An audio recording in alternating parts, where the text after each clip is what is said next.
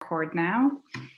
For anybody that is in the audience that would like to participate in the meeting tonight, there is a formal public comment period, but there are a couple of other ways to participate as well. There's the chat feature that if you've been to a Zoom meeting, that should be familiar to you. There's also a Q&A feature for during our presentations. If you would like to ask a question, we can certainly use that to get those to the panelists.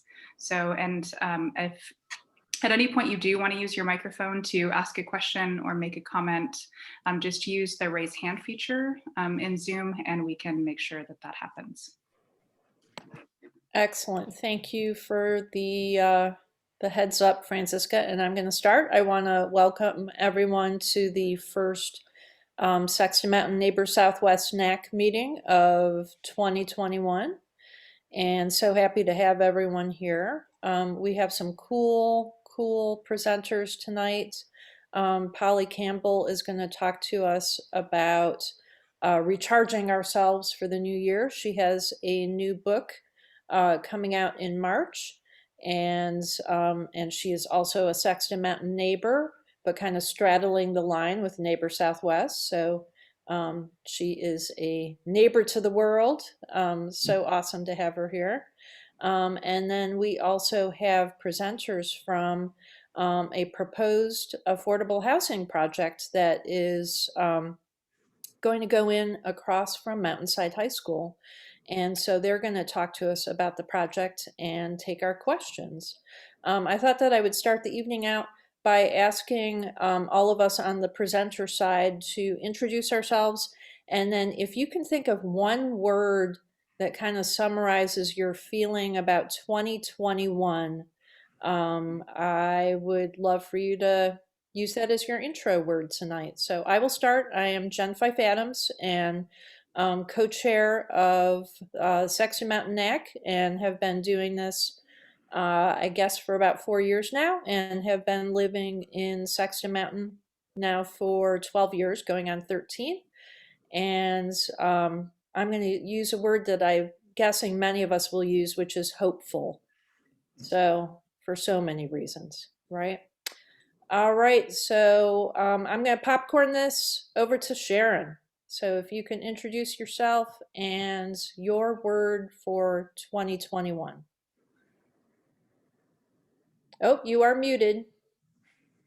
Okay, I was also going to say hopeful, but I'm also going to qualify it by saying, and I said this to my compatriots, my former NICU nurse friends from whom I'm retired, that I am hopeful, though not naive.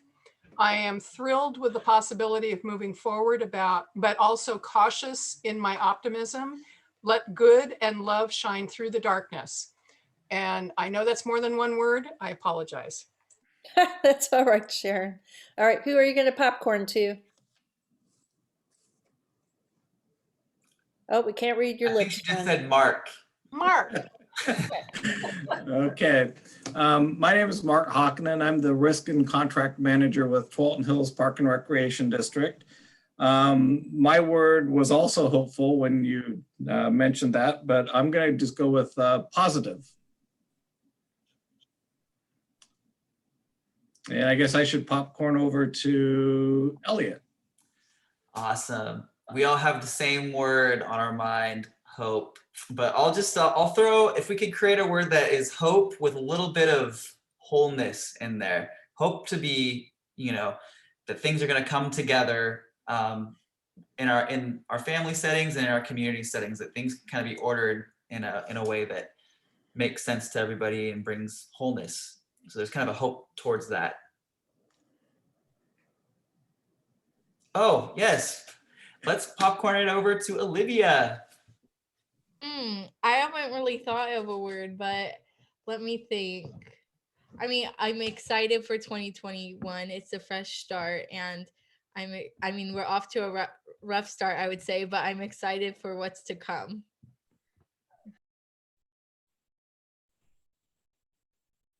Okay, well, now I'm forgetting too.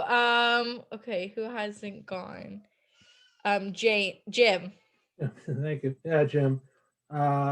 Yeah, Jim Blaich, treasurer, been on the NAC for 4 years, came in with Jen and Sharon, and now treasurer. My words are stolen, cautiously optimistic, but I'm going to go ready. We are ready, and let's make 2021, it's got to be better, right? So I think we're all ready. Let's go. Now, and I will go to Polly. Hi, I'm Polly Campbell, and I actually should say I'm recharged, but that was my word from a few years ago that got me to this point. So I am thinking a lot about the word wholehearted this year. I want to be open to what comes and trusting and faithful in my resilience and to engage in a way that's wholehearted. So hopefully to help others do the same. Is that it, Jen? You can probably get those people who are ghosted in the background, either Ben or Matt. I can't see anyone. There's Ben. Okay, Ben. Is that bridge housing, Ben? It is. All right, maybe. Who's muted? Yes, maybe they are busy. All right. Well, I guess I'm going to move on. But once they pop up, maybe we'll force them to tell us their word for 2021. All right, so no Officer Paul right now. So we're going to jump over to Mark for the THPRD report.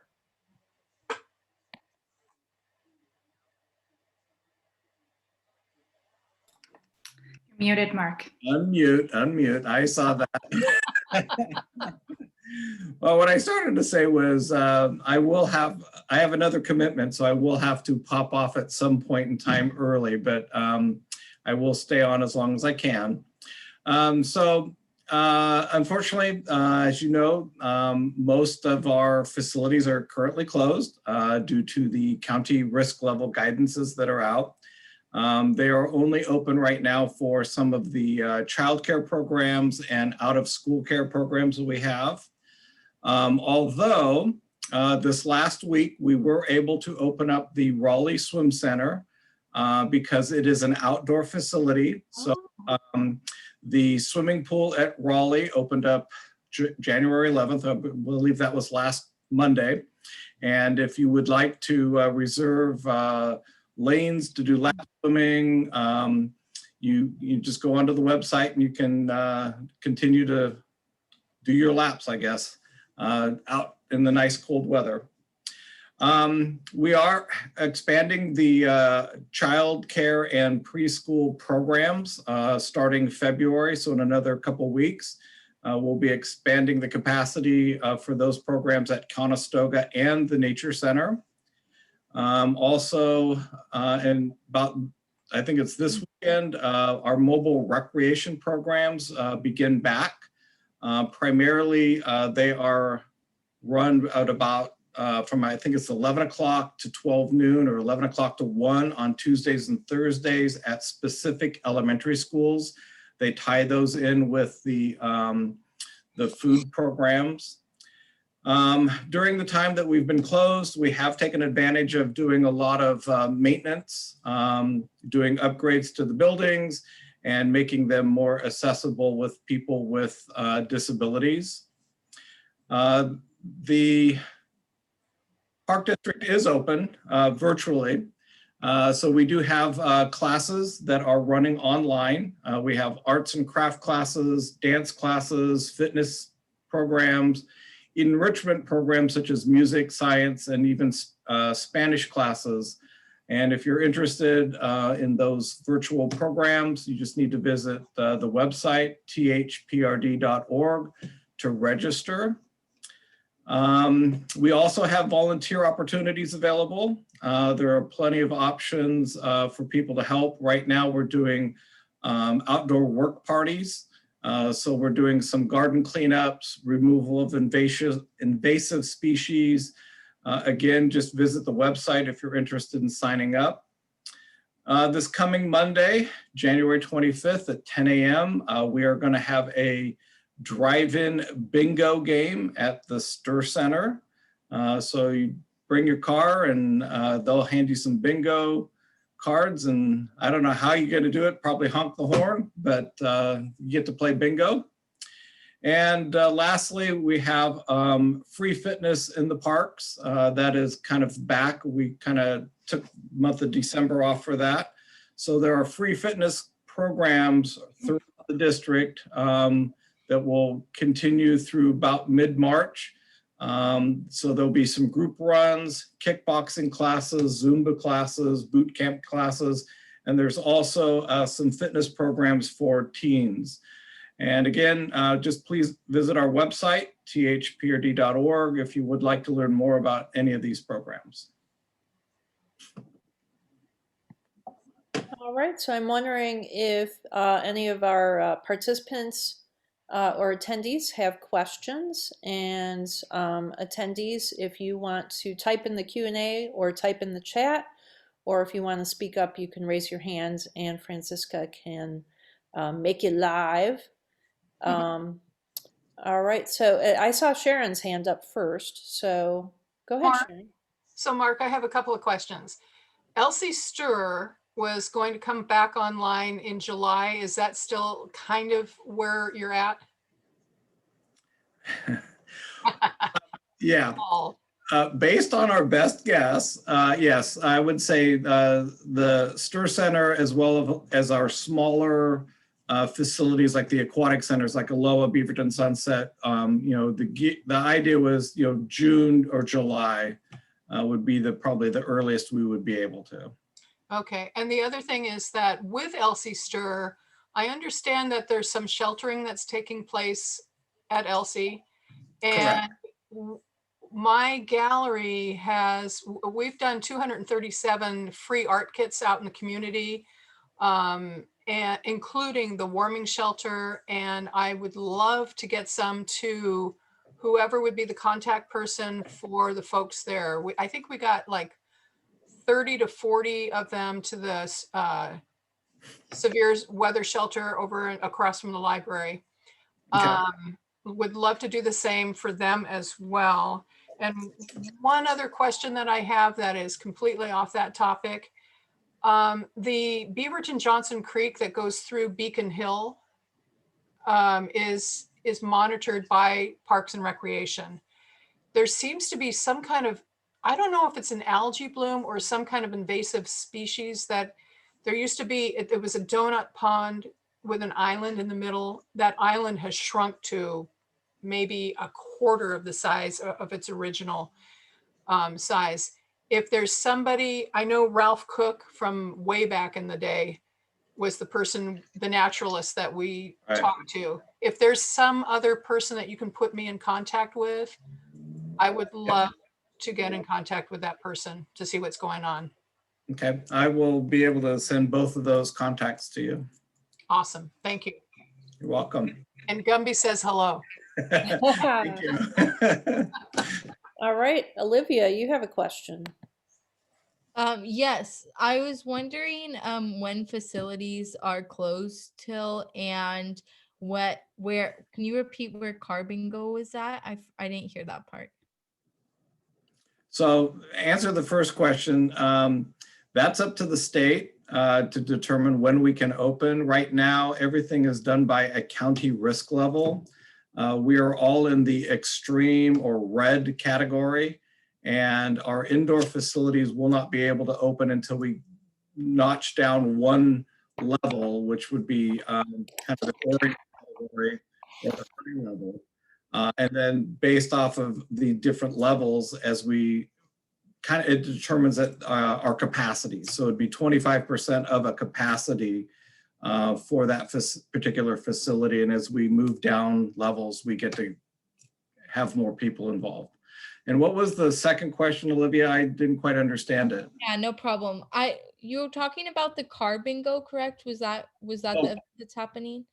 Yes, that's at the Sturtz Center. It's off of Hall Street over by I think it's about 5th or 6th Street in Hall. And that will be 10 o'clock on Monday. It's right over by the Veterans Memorial.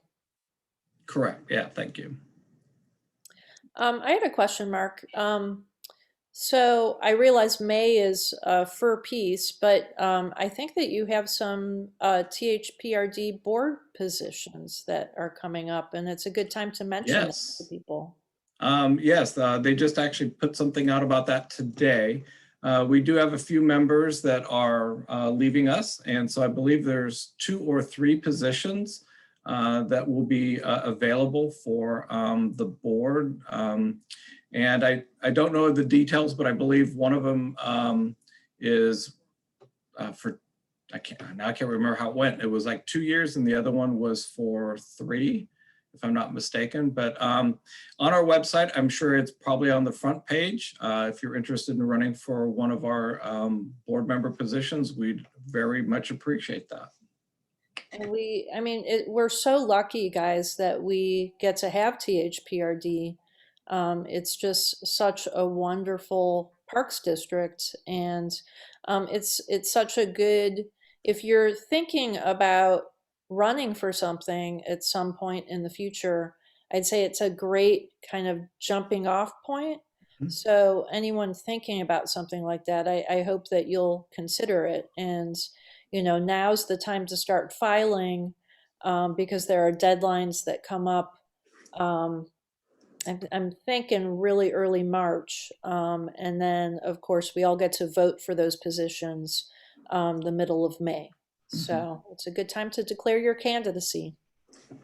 Yeah, I followed. What qualifications are you looking for if we knew people that were potentially looking? What are the qualifications that you would be looking for those to fill that? That's a good question. I don't know. I personally would be looking for somebody who's interested in the community and promoting, the recreation, youth, and our natural resources. But I'm sure there is a job description attached to that application process. Whatever background, I guess, this would be kind of ideal, As Jen mentioned, a lot of people that have been involved because they have children or they have an experience that, they want to give back to. I know that a couple of our current board members are very big into the natural resources and have been, throughout their professional careers. And so that was a way for them to continue and give back to the community. So it is a good jumping off point, as Jen mentioned. a lot of people from our board have moved on to City of Beaverton and county positions in the past. And vice versa, like Holly Thompson. Right? Yep. Mm-hmm. All right. Well, thank you so much, Mark. Thanks for stopping by, even though you have another obligation. So Well, I'll stay on as long as I can. Fantastic. All right. So with that, we're going to move over to Franziska to give us a City of Beaverton update.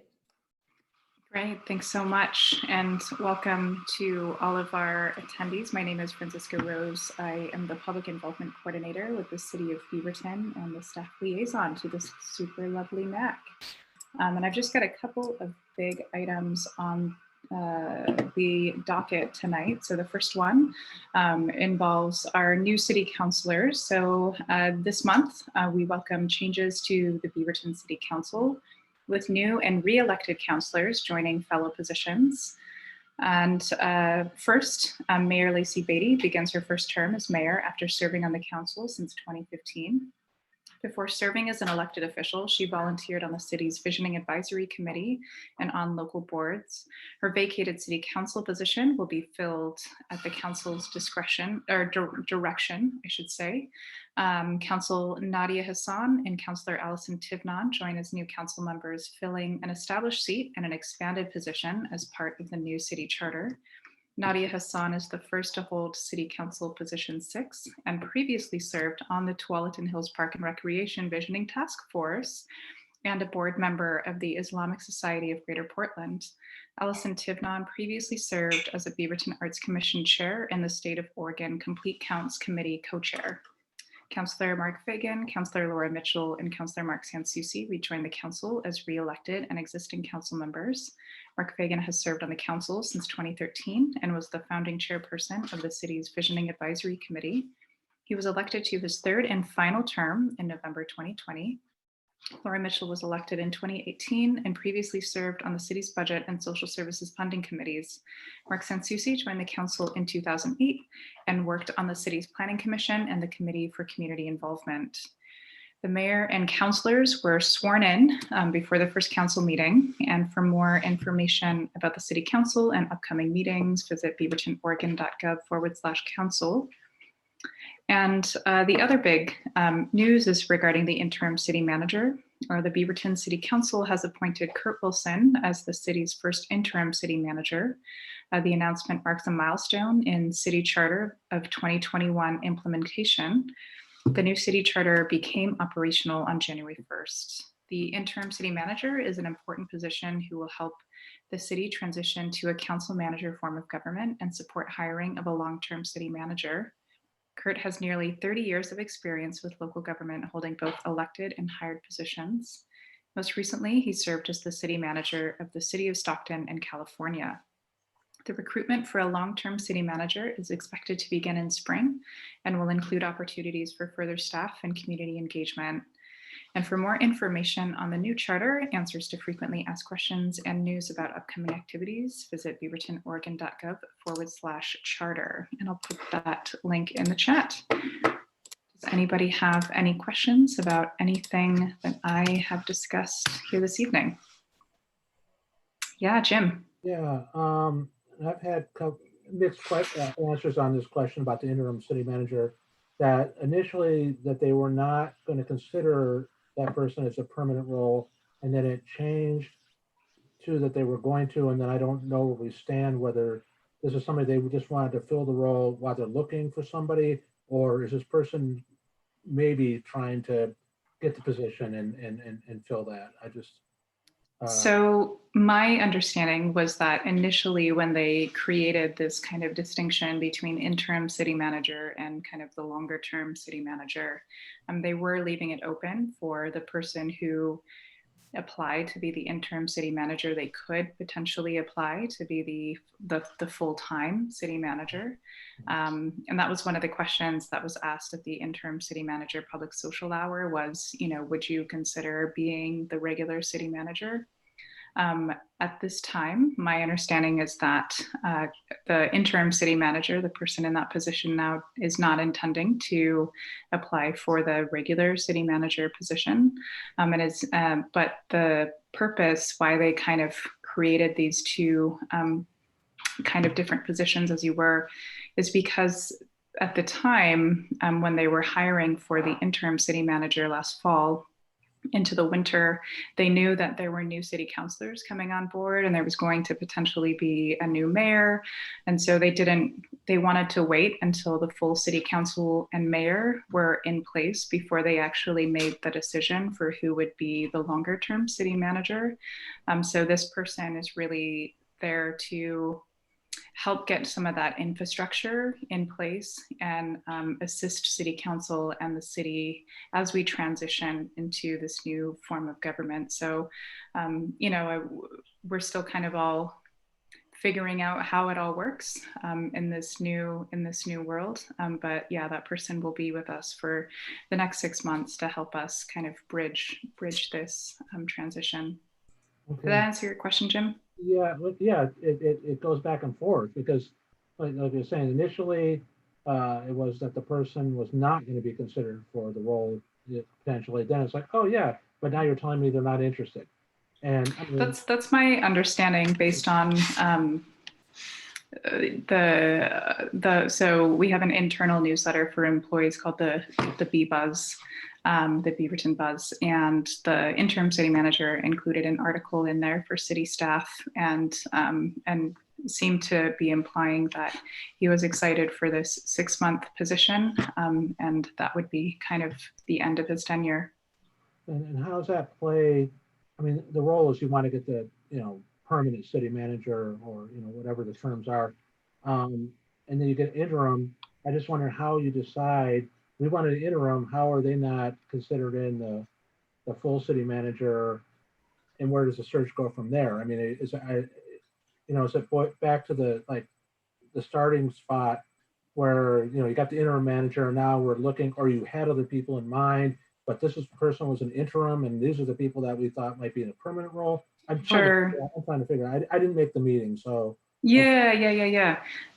So the search for the regular city manager, because the term permanent city manager is kind of a misnomer, because the person serves at the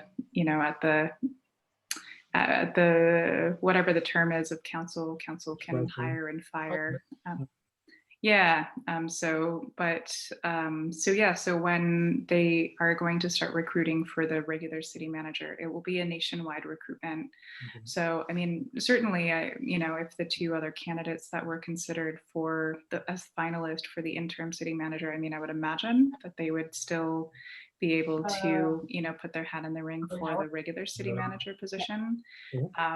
But the interim city manager is really just kind of bridging that gap, right, between the start of the new city charter, which was on January 1st, and then, they recognize that it takes time to recruit effectively, and so that's why there's this kind of 6-month gap in between when they foresee, the regular city manager being in place. But in the interim, Kurt is bringing his 30 years worth of experience to help put some of those systems in place that are more familiar to a council manager form of government.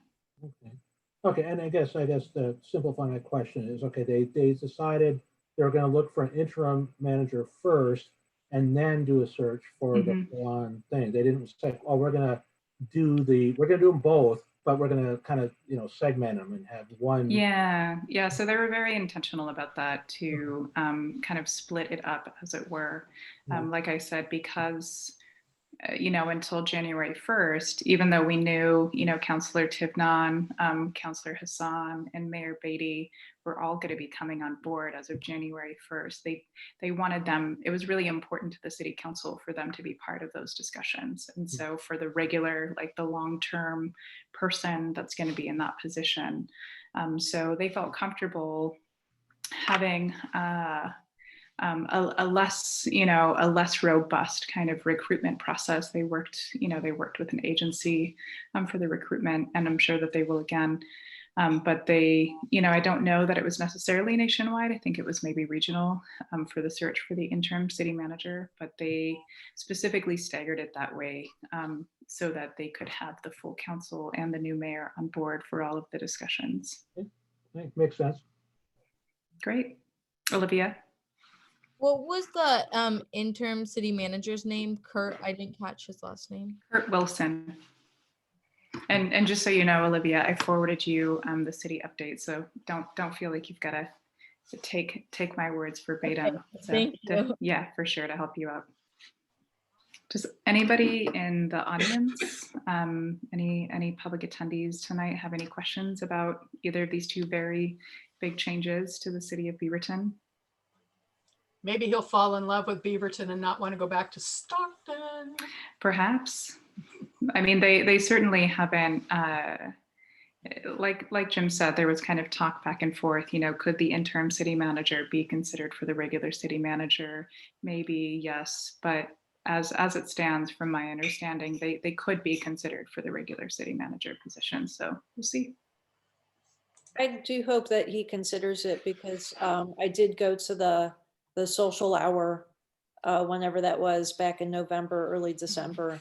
And I was just so impressed with him, his 30 years of experience, what a great foundation to start this role off on. So, even if he passes the torch on to a new regular full-time city manager, they're going to have him as just, I would guess, this fount of experience that they can call on. So I think we're really lucky that we got him.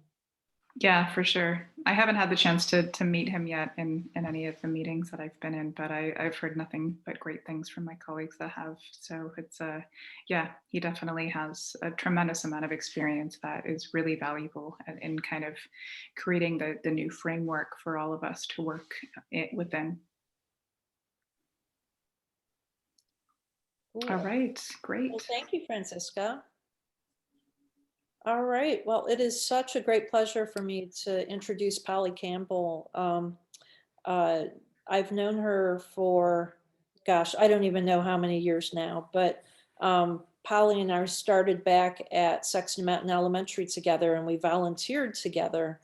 And I just love, I mean, it seemed like every time Polly opened her mouth, just either something hilarious or so wise came out of her mouth. Wow, no pressure now. Yeah, well, so I was just so excited that she said yes to come and talk to us, because I felt like as we entered 2021, I told y'all, I feel hopeful, but just, I think we all have to, kind of get ready for the roller coaster ride that this year is. And so I'm excited that Polly has written a book about recharging ourselves, and excited to hear what you have to say about it. So thank you so much, Polly.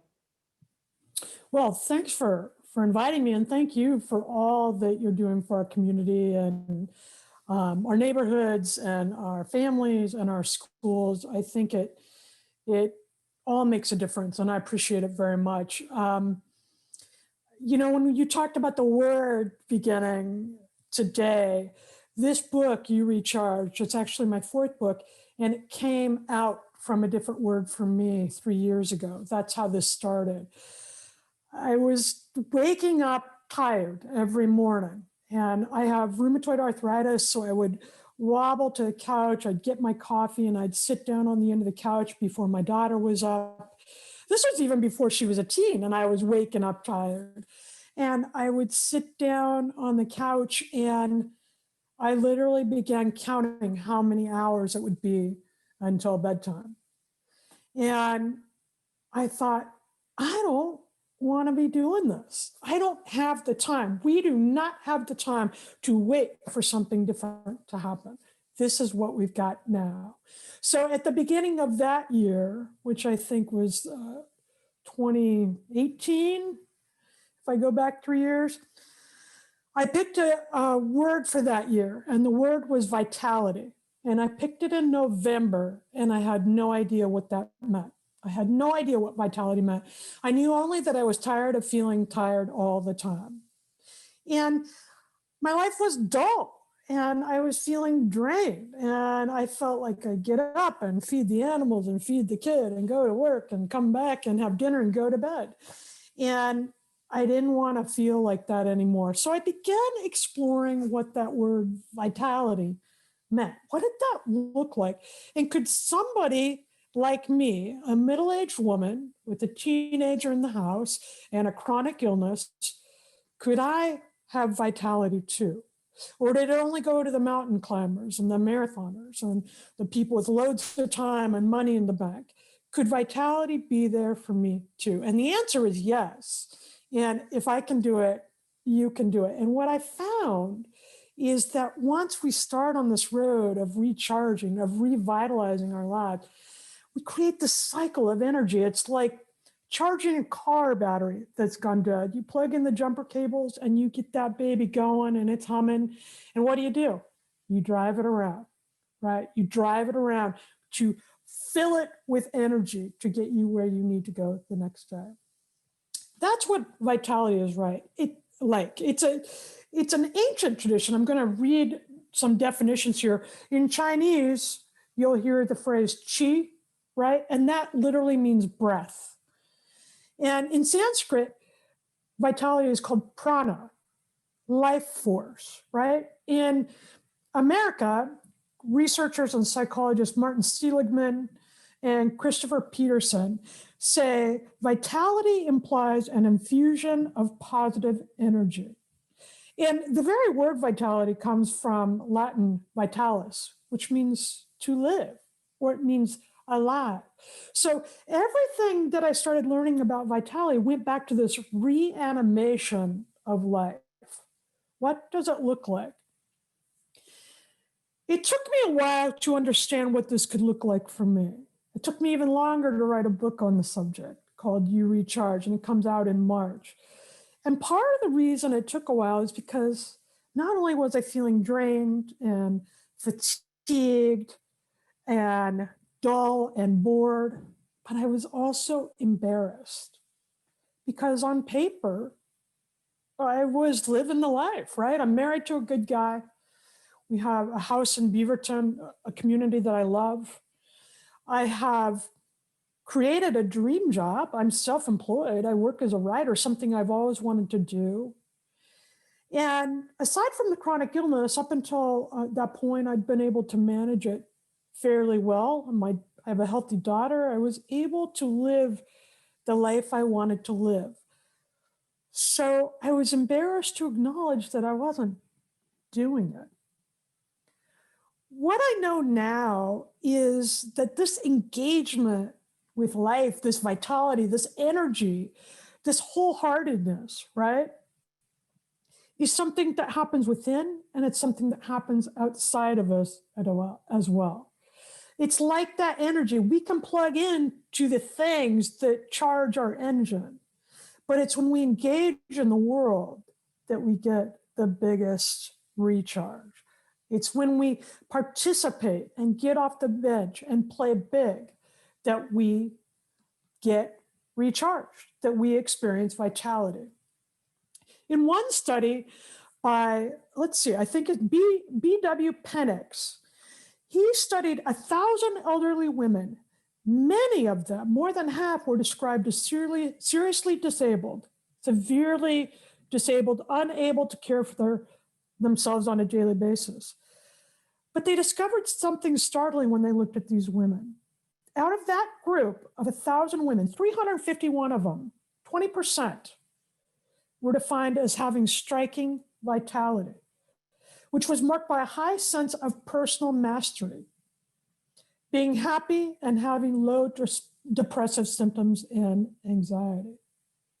So I'm here to tell you that this stuff matters, because when we are looking at our world today and tomorrow and the excitement and the hope and the optimism that we have, we also get to engage and elevate the experiences to create more. Because one thing about vitality that research has shown is that whatever it looks like for you, and we get to define it for ourselves, whatever this animation is for you in your life, it's contagious, right? We pass it on. People feel it when they come. Have you ever sat in a room, maybe it's with some of you, but you've been at a community meeting, like Jen was saying, with the new city manager or other people that we interact with. When they walk into a room, you just feel the energy go up, right? That's vitality. And listen, when we show up in the world, the energy around us changes. We can't help it. So my question today is, what energy are we going to bring? What energy do we have to give? And it had to start at the very foundation for me to get there, because I had no energy left. I was drained. I was tired. So I did a few things. And then I began researching and learning more and more. And I will tell you that although I've been working on this project for the last 3 years, my life project, my work project for the last 3 years, it showed up more than ever for me in 2020. Life wasn't what we expected, and it wasn't what we wanted it to be. It isn't now, but it is what it is. And we all around us can find examples of people that are bringing the higher energy. And when they do, they are transforming those situations, right? Because energy does two things. It transforms and it transfers. What energy are you sharing with the world? And how can your energy transform it? And right now, what you're doing for this NAC group, for our community, that's one of the things I'm talking about. I wasn't doing those things. I was too tired. I was dreaming about bedtime. So a few things happened. I started researching this from the context of my own life. And I knew I had to have a plan. It had to be sustainable, and it had to be easy, because when you tell a person who has no energy at all that they've got to get off the couch and start exercising, the last thing they want to do is exercise. When you tell a person who doesn't like vegetables that they've got to start eating more, that's the last thing they have to do. And yet I knew I needed to start there with me. So what I did in the book and what I did in my life was I really began looking at the problem. And what's interesting is my marriage was healthy, but flat. So maybe not as good as it could be. I had this dream job that I didn't want to do anymore, right? My health, chronic illness, I wasn't doing anything to improve that. I went down the list and there was one common denominator, one pattern to all these problems: me. Right?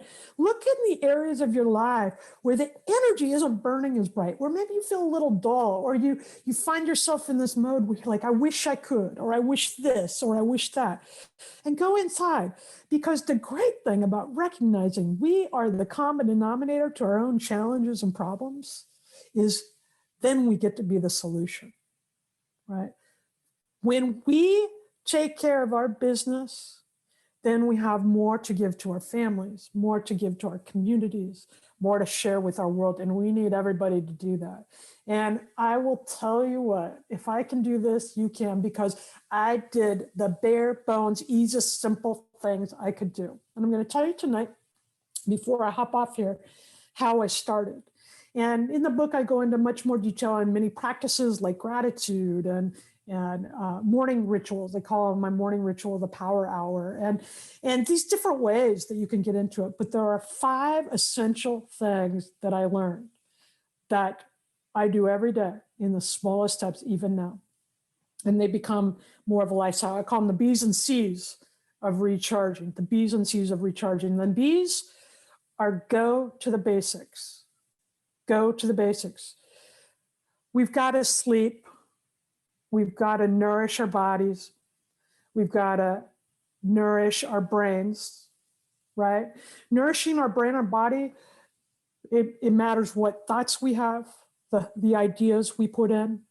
It matters who we hang out with, right? It matters the food we eat. So what did I do there? I started eating 7 servings of fruit and vegetables a day. That's all. Okay, so I get up and I'd have a smoothie in the morning. Now, for the first month, it tasted like I was eating grass, and I'm not a smoothie person. I'm not even a vegetable girl. But I thought, how can I ask my body to do anything if I'm not going to eat some? I'd have a salad for lunch with whatever else I wanted. Because the key about building energy and recharging is we don't work from a place of limitation. So I wasn't worried about what I was going to cut out. Like, I was overweight. Sure, I want to lose weight, but mostly I wanted to build vitality. So I didn't bother with limiting foods. I didn't even think about limitation. I focused only on adding in the things that would build my energy. And what builds energy? The things that make you feel good. People, ideas, foods, the things that make you feel good, right? So once I got into a phase of limitation where people saying you have to exercise at least this amount a day, or you have to eat at least this many vegetables a day, or you can't ever eat pizza again, or you know what, which is the old way I did things. That never works, because I think life is expansive, and we know energy is. When you take it and you give it out, it spreads, right? So I don't think we build our energy or vitality by limiting ourselves. But what happened in time then is when I ate my vegetables first, when I ate my salad before the pizza, I ate less pizza. And without even noticing, I started dropping a little weight. And that helped me feel better, right? In the mornings, I wasn't quite as tired because I was getting food that actually nourished me instead of having a cocktail at night and then eating a piece of cheese on the way to bed. I was working on a sleep schedule. And I say it just like that because those of you who have had children, often people put them on a sleep schedule so their body clock gets all wound up knowing, okay, now I'm putting the pajamas on, now I'm getting the story. Okay, it's time for my body to slow down, I'm going to sleep. We need that too, I wasn't sleeping well before that. I don't always sleep well now, but I'll tell you what my routine is. I go in, I wash my face, I put on my pajamas. I do the same thing every night. I read a little in bed.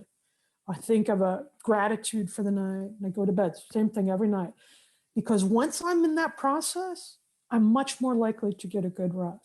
So the basics, this is the B's and C's of vitality, the B's and C's of recharge, the basics: sleep, eat, move your body. I have rheumatoid arthritis. I read these things. The experts are like, best if you do an hour a day, 5 days. That's not realistic. So I customized my plan. I started with 5 hours a day, 5 hours of movement, or 5 hours. That'd be awesome. 5 minutes of movement a day is what I started with. I put my sweats on my dresser every night. That was part of the infrastructure. So when I woke up in the morning, if the sweats were there, I knew I was going to move. Now, movement could be vacuuming, right? Could be walking the dog. It could be, doing a circuit around the house. It could be going to the gym. And I worked up to 20 minutes, and now I do 20 to 30 minutes of movement a day. Sometimes that movement I don't go to the gym anymore, obviously, but sometimes that movement is household chores. But that is my customized plan because I had to put enough energy in so my body had something to run on, right? So find what works for you, but hit the basics. Nourish your body, move your body, nourish your brain, and sleep well. And then the C's, I think, are also essential to vitality. These are the foundation. One is connect. You're connecting right here. Connect, surround yourself with people, not who love you, but who you love. Because vitality has to start fueling from within as well. And hopefully they love you too. But when you're around people that you love, they make you better. They raise you up. Contribute. Contribution, I'll tell you what happened to me. I was right in the middle of this. And it was the end of January or early February. I'll never forget it. And I was feeling really low. And I walked in to get a coffee from Starbucks and I ran into Jen. And a day earlier, we had each seen a letter from our principal saying there's hungry kids. Is there anybody that could help? And Jen said, hey. I was headed out the door and I was running because when I saw Jen, I'm like, oh no, I'm going to be recruited. I didn't know that, and she said, hey, what do you think? And by the end of that hour, we had a committee picked out in our mind. We had people to call. We had a starting point, and we fed thousands of families and kids ever since under Jen's direction. That became planting seeds. Instead of saying no, I said yes. I did not feel like it. I didn't know Jen as well then. I was wiped out. I was working full time. I wasn't all in, but I said yes instead of no, because I needed to bring things into my life that would plug the energy drains. And when we give back, when we're on the NAC committee during the quarantine, I know Olivia and my daughter also wrote letters to senior homes and retirement communities. Give back, give your money, give your time, show up in whatever way you want to show up. It can be dropping off a load of food at the food bank. There's no measure to this, but when you are engaged in your life that way, you will build meaning in your life. And that is a natural energy booster right there that will recharge you. Contribute, connect, the third and final C, and I think this underlines everything, is create. Make something. You're making something here when you come together to create this community, right? When you look at ways to help our city, right? You're making something when you make your child dinner, or when you plan a special night, a special Zoom call with your parents. You're making something when you paint or problem solving. I am so struck, I wrote it down during your meeting. I'm so struck by the art kits, Sharon, that you're giving out. I mean, look at what has happened during one of the hardest times in our nation's history, in the world's history. People are creating. They're building squirrel habitats and hopscotch for the neighborhoods and food pantries in each other's garages and at the food banks. they're making things happen. Because when we make something, it leads to contribution. It leads to connection. It leads to mental, physical, energetic health. And I went from being a full-time writer where I was creating for people who paid me. And I thought, okay, I need to do that too. I have to have a paycheck. But that's not what was fulfilling to me. That was not creating money, creating meaning in my life. That was not engaging me in my world. So I started a podcast. And you know what? It's imperfect. It's even imperfect today. But instead of sitting around thinking about it, the very next week I started one. And I realized I can be imperfect. And I can still have meaning and create meaning in the world. And when we do that, that energy exchange transforms and transfers. And we bring others along in our momentum and our wake. We raise ourselves up. When we feel better, we do better. And when we do better, other people get to elevate. And I think we change the world. So thank you for your time. You can tell I get fired up about this stuff. I believe this stuff. I'm excited about the book, but I'm excited about our capacity to create meaning and momentum and engagement in this world that can change it for the better. So thank you. Thanks, Jen.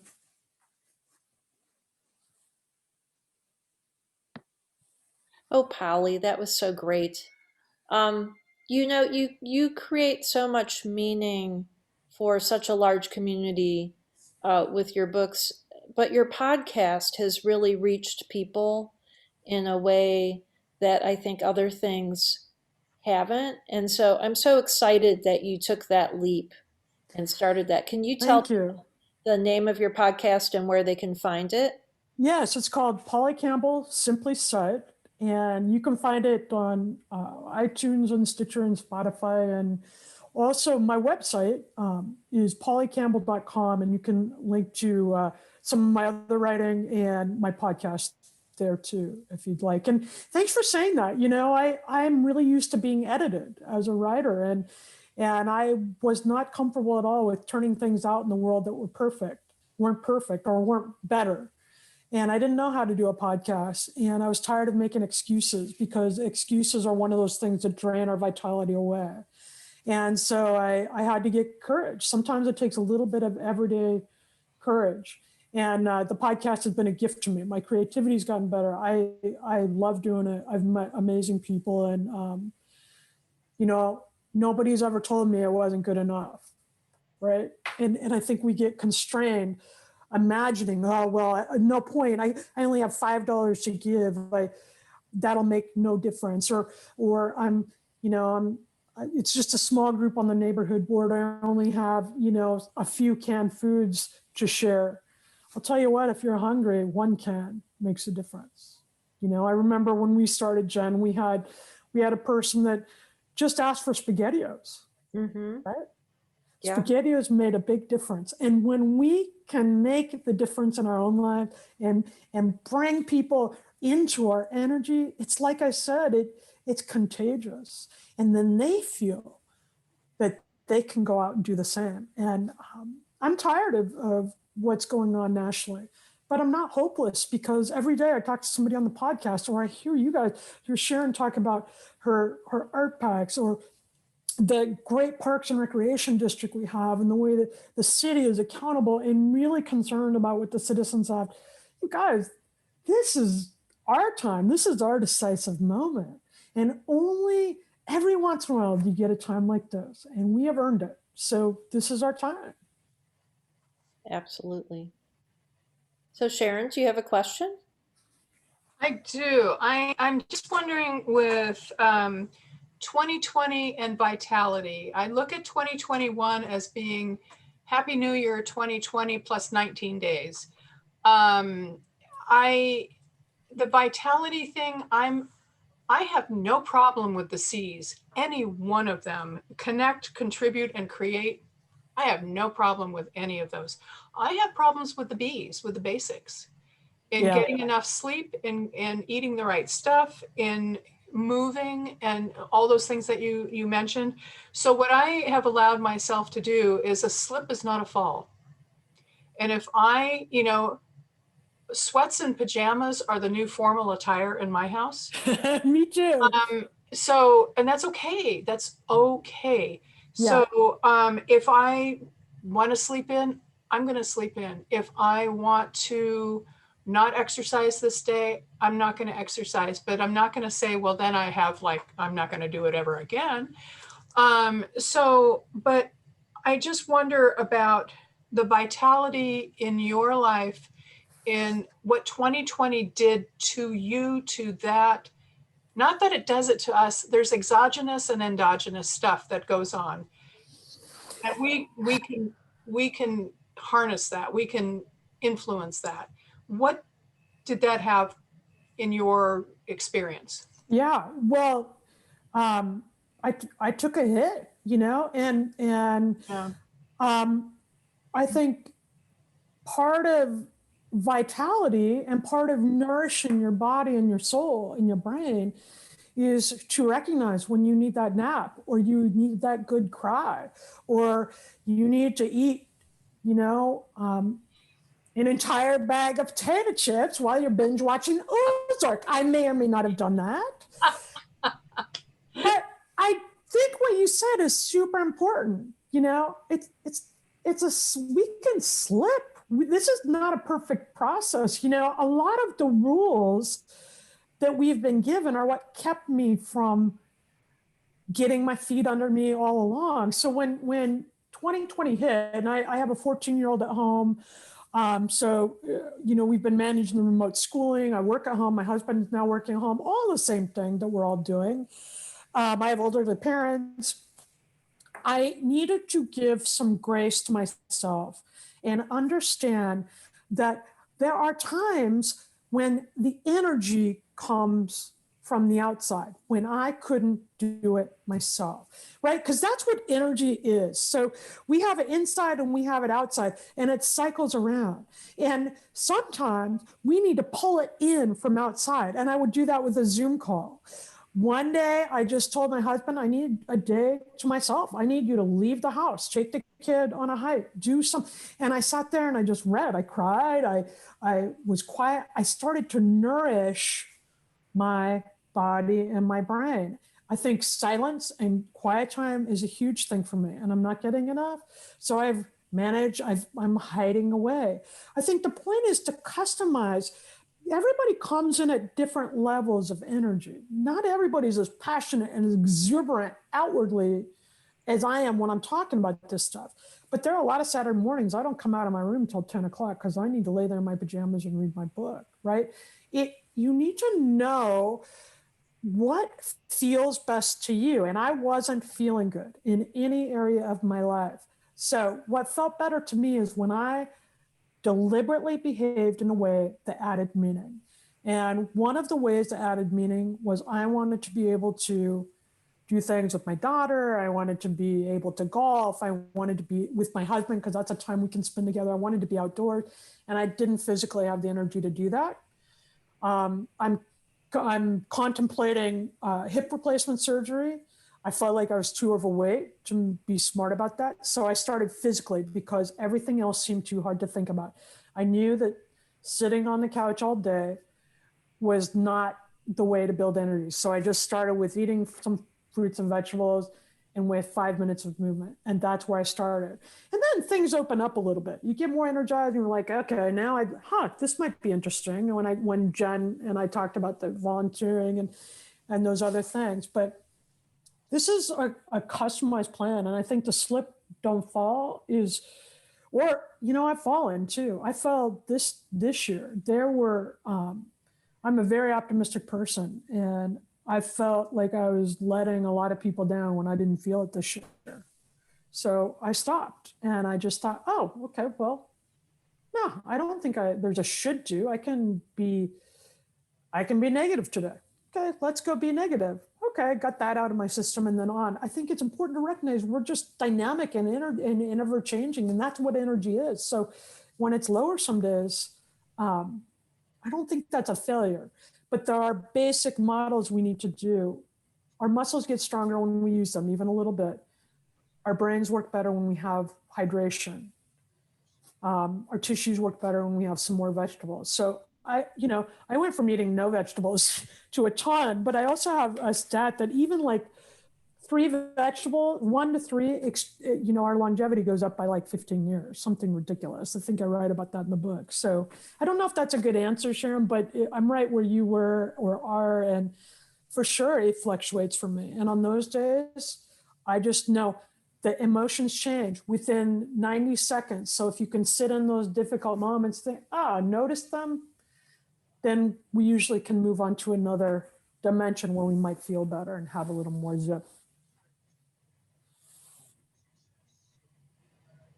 Jim. Yeah, I know we're under time constraints here, but I just want to follow up and say what Polly is saying is inspirational. And, thank you. What we need to do, as you're saying, is find things we're passionate about and drive it forward. And it is something that is contagious. What we've seen all too much, I'm not going to get political, kind of, but that we've seen too much is also negativity has been contagious, too much what we've seen. And so going back to what we're saying about we hope for 2021 is that the level of optimistic and moving forward and being the positive and contagious moves forward. It's really important now. And especially that, we can't go out and be social and have these outlets that we've had, that, the sense of optimism, and it's really important that we understand that people come forward with optimism. It does become contagious, and we got to focus on that. Thank you. I agree with you. And politically, there's never been a better time to look at what energy does, right? We have 2 extremely different people, and it's really clear that energy is going somewhere, and we can see the impact play out in a giant way. And Sharon, I want to get back to something that you asked too, and said, one thing I do all along, and I do it right now, is look for the small wins. Because on the days when I was having a really bad arthritis flare, or I was feeling fat, or I didn't feel like exercising, my 5 minutes, 5 minutes. And I struggled sometimes to do it, especially in the beginning. Then I thought, okay, I'm going to notice what is working. So a small win, sometimes it would literally just be vacuuming the house. Sometimes, like today, I had a small win. I put on a shirt for you people. This is a big day. I'm usually in my sweats and t-shirt. I'm like, no, I'm going to spruce. I'm excited to be here. And just putting on the shirt and coming here and having this exchange, man, I'm fired up. And it will keep me going another day. I can't always do it myself. I don't expect to. But I look for the small wins. Last night, I cooked a dinner, and my teen said, oh, I like this dinner. Like, she was totally shocked, and I was shocked she said it. And I'm like, that is my small win for the day. And those things, when we notice what's working, the little thing, they rev us up just for the next moment. And that's all you have to get. You don't have to worry about tomorrow. You don't have to worry about 4 years from now or next year. We just have to make this moment a little better, because it will push us into the next. And then we make something better from that one. One bite at a time for me, one step, baby steps in my life, for sure. Jim, what's that? Let's go. You're muted. Yeah. All right, All right. Olivia. Sorry, Okay. last thing. Yeah, So I that's was okay. trying to get the 5 essential things to recharge for our recap so people can see it. Okay, And the first thing, Olivia, is you buy the book. That's the first thing. Or 5 of them. No, I'm just kidding. Don't worry. Okay, the Done. B's and the C's, right? The B's are the basics: sleep, eat nourishing foods, right? And move, motivate, move your body. And the C's are contribute, connect, and create. And again, play by your own rules. That can look like whatever you want. You could contribute Olivia, by setting the table at home or by helping with the family chores or helping with your brothers and sisters, right? You can connect by having a really good talk with your mom or a Zoom call with a friend or showing up at a NAC meeting. So create your own rules around these things. But I think when we do these things, these basics, the rest kind of floods from there. By connecting with Jen in that day and saying, yes, I began contributing. That led to more connection, more creativity, more meaning and health in my life because I was more physical as I was doing things. And one thing leads to another. Usually if you take care of one, the rest will build. Awesome. Well, thank you so much, Polly. That was Hey, thanks a lot for having me. I appreciate it. It's fun. yeah. Thanks, guys. And people can pre-purchase Polly's book, I think, at Powell's, bookshop.org. Yeah. I mean, any of the big companies too, but I would Any of the big Annie Blooms. Annie Blooms is another indie. Yeah, Pals and Annie Blooms on bookshop.org and everywhere How about- else books are sold. Can I make a suggestion? Yes, please. Downtown Beaverton has its own shop called Jan's Books. Yes. Are you there? I don't know. It's nowhere yet, but that's a good because I'm there personally, like when I can get the shop. So I'm gonna thank you. Just putting a plug in for Beaverton. Yeah. No, that's good. Awesome. And if they go to your website, they can sign up for your newsletter as well. Sign up for the newsletter. We come out twice a month, little things, and then we have some memes that you can put on your fridge and other things that are like I call it a pep talk in the inbox because it's just kind of like a reminder that we're all in this together and we're doing it. We're doing it.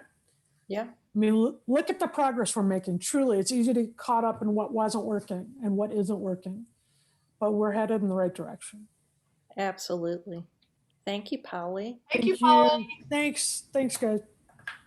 All right. So I want to invite any of our affordable housing folks who are going to present to us. Excellent. There's Lee. Great.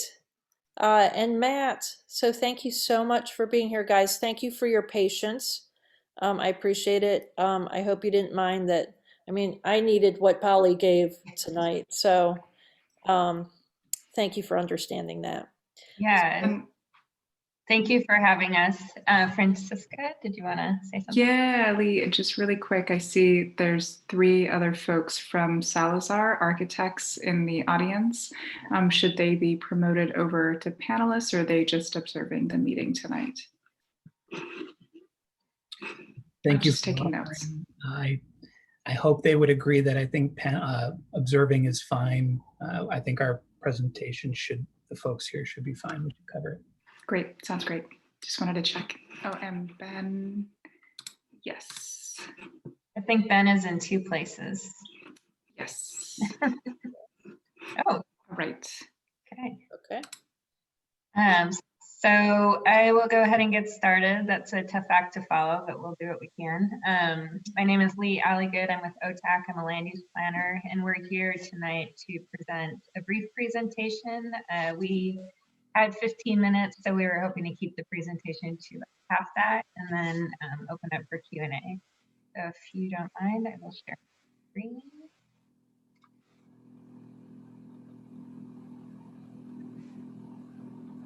Can everyone see that?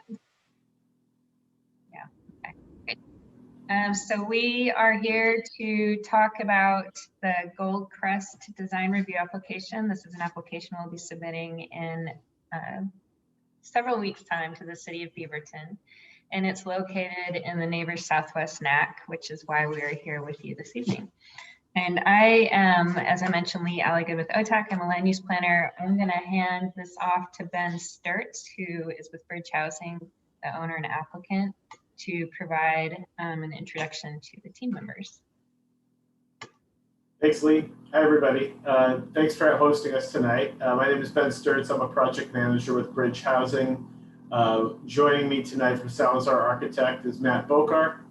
And I don't believe Jake is with us, but he's our project architect on the project. From Otak, we have Steve Dixon, who's our urban designer and landscape architect. looks like Jake is there. Mike Peebles from Otak, our civil engineer. Lee Alligood, as she's already introduced herself. And we do have Chris Brower from Kittleson Associates, who's helping us with traffic. I can hand it over back to Lee. Great, thanks, Ben. Here we go. So the site is located at 175th and Goldcrest Lane. So it's in the South Cooper Mountain area of Beaverton, across the street from Mountainside High School and just north of the River Terrace area of Tiger, to get you oriented to where we are. And so it's this little area here. There's already, if you've been nearby, there's some buildings going in this area that are under development by someone else. The site is zone R1, which is a high density residential zone. It's been part of the South Cooper Mountain Heights planned unit development. So you've probably seen a lot of development happening in this area, and it's all part of that same overall master plan development. The site is about 2 acres in size, and the presentation, the proposal tonight is for 75 dwelling units in 1 building. So it's 74 affordable units, 1 manager's unit. And those 74 units will be affordable to households earning 30 to 60% of area median income, or AMI. We're also providing the associated parking and infrastructure to support those units. It's a 4-story building and a mix of 1, 2, and 3 bedroom units. And we'll provide more information about each of these things as we go on. But first, Ben is going to talk a bit about Bridge Housing and what they do. Thanks, Lee. We've been providing affordable housing across the West Coast for now 38 years. We are a nonprofit, the largest nonprofit affordable housing developer from San Diego up to Seattle. Not only do we develop, but we're the long-term owner, manager of the properties that we developed. We oftentimes contract out the resident services. So it says here that we're a service provider. That's a role we take in partnership with a lot of organizations. As you can see with the 18,000 plus apartments that we've developed on the West Coast, we are continuing to look to expand in the Northwest. Bridge has been up in the Northwest since 2013. And we are led by Kurt Krieger, who used to be the Portland Housing Bureau Director, managing currently a pipeline in Oregon of 1,100 homes that we've either developed or are in the process of developing now. We really look at this holistically, try to put properties near other amenities to really make the quality of life as great for our residents as possible. I'm going to go to the next slide, Lee. This is the Vera, named after Vera Katz. Our current CEO used to be her chief of staff at the Oregon legislature. This property is in River Place, and one we just finished developing in 2019 and are in the process of leasing up throughout 2020 and into now. Has low-income families and veterans right along the streetcar tracks from where River Place goes into South Waterfront in Southwest Portland. And then it was Prosper Portland-owned land that we developed in partnership with the Portland Housing Bureau, who provided our gap financing. We can go to the next slide. A couple other instances. On the left is Songbird, which is on North Williams, if you're familiar, in Portland. 61 apartments that we just finished are in the process of leasing up. At a property designed by Akram Moisen and constructed by Colas Construction, who will be our contractor on this project. And on the top is the Abigail, named after Abigail Dunaway, a property that we developed that's actually mixed income, but mostly affordable in the Pearl District. And in Washington County, we have done development before. If you're familiar with Cornelius, we work with Scott Edwards and Walsh Construction to develop affordable senior housing above the Cornelius Library. And hand it back to Lee. Thanks, Ben. This PDF just keeps getting away from me. So I'm going to turn over to Steve Dixon now to give us a quick overview of the site plan and concept that we have on the screen here.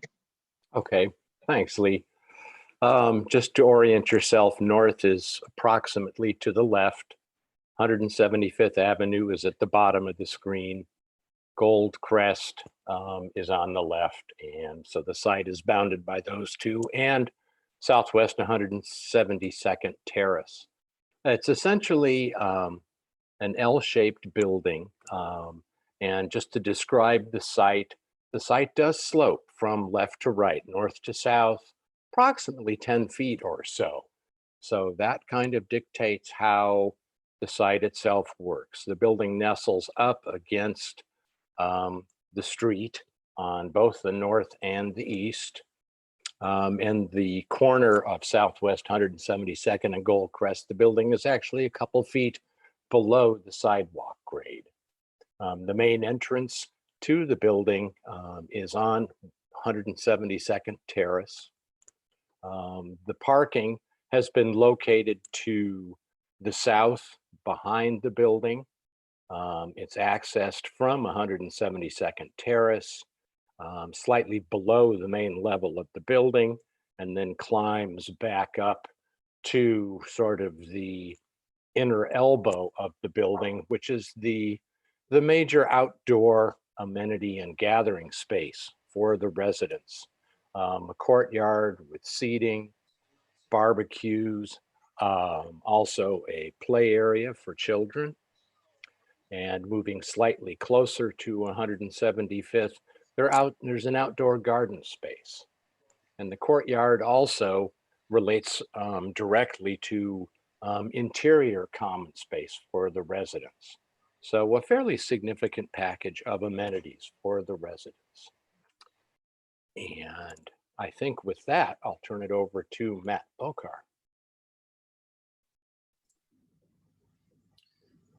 Thanks, Steve. And thank you everybody on the panel tonight for this opportunity to meet with you. We really appreciate it. And I agree, it was inspiring to hear Polly. So we appreciate that little bonus. I'll just briefly walk through the exterior design goals. Like Steve said, the building hugs, it's an L shape, but it's segmented into 3 boxes that kind of hug the outdoor space that includes our outdoor amenities. Like Steve said, the community garden, the playground, the plaza area, maybe a barbecue, but that's the big idea, is creating this sense of sanctuary directly accessible from the parking, and then with common area access to spaces like the lobby, the offices, the community room, and the laundry room. The main form, this asymmetrical gable form, it does 2 things. It, to our estimation, references regional kind of agricultural forms, but in a very modern way. And it maximizes the amount of south and west roof space for potential future PV arrays. That's something we're working with Bridge to coordinate right now. So really trying to highlight the local regional vernacular, but also imbuing it with a sense of sustainability goals. Those 3 boxes are connected by, in this view, you can see the composite wood L shape. That's at our main lobby entry off of 172nd. In terms of materiality, we're proposing high quality, but very durable cladding. So here you see 2 different types of fiber cement panel. The charcoal is a lap siding with vertical joints. The off-white is a panel material with vertical trim to create that kind of irregular textured pattern. Both are painted, so we can be very specific with our color selections. Both are neutrals in an attempt to emphasize the accent color, which I want to be very clear is a temporary placeholder. We like it, but it's probably going to be refined once or twice or 3 times before our design review submittal in early February, like Lee said. But the fiber cement panel concept is playing with vertical and horizontal patterning to create that visual interest, trying to use pretty modest materials in an innovative way. And then, like I mentioned just a second ago, the composite wood at our common spaces brings a sense of warmth and natural beauty and durability at these high traffic areas. Lee, if you're driving, I think we could probably, so in your mind's eye, we're standing here on the corner looking at the building corner. Now move west. So in Steve's site plan, moving page down, we're closer to the high school and looking eastwards. Here you can see the other charcoal box bounding the special corner white box. You'll also see the series of faceted recesses that kind of inset into each of the boxes, and then the opposite direction projecting bays. And we're using a modest amount of accent color to express the sides and the soffits of those faceted projections and recesses. Let me see. And I should mention, you can see here the sliver of the composite wood.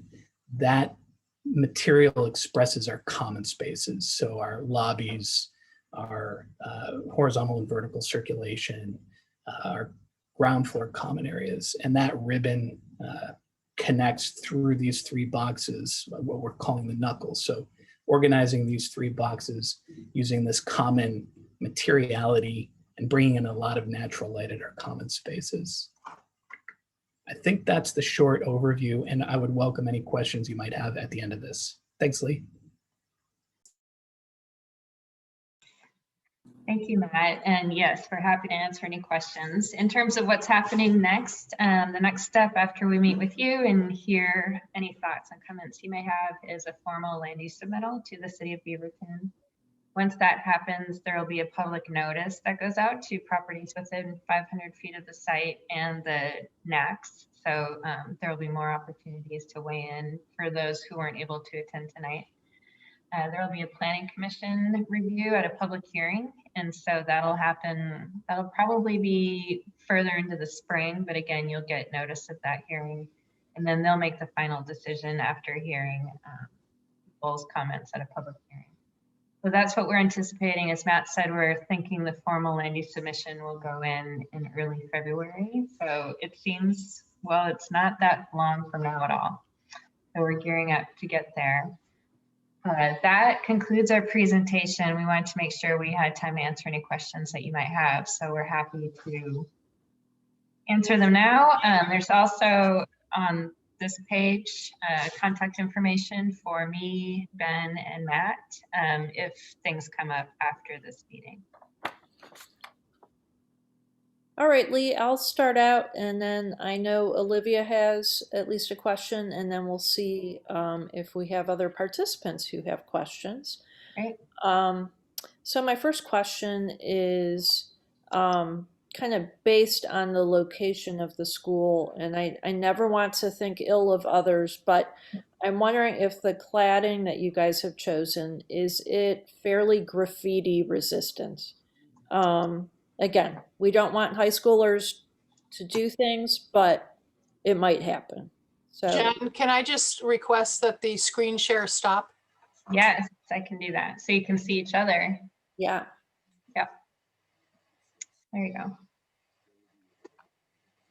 Great. So yeah, so I was wondering about, is the cladding fairly graffiti resistant, easy to clean?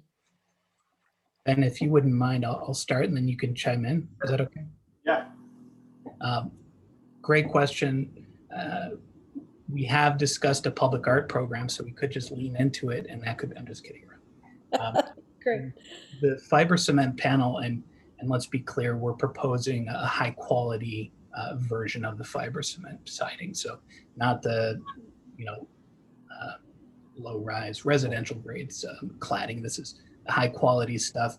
The manufacturer is yet to be determined, but we know it's going to be thick and durable, thinking about Bridge managing this property for the next 50 years. And I also mentioned the cladding will be painted. So that gives us two opportunities. The first is to really dial in what those exact colors are.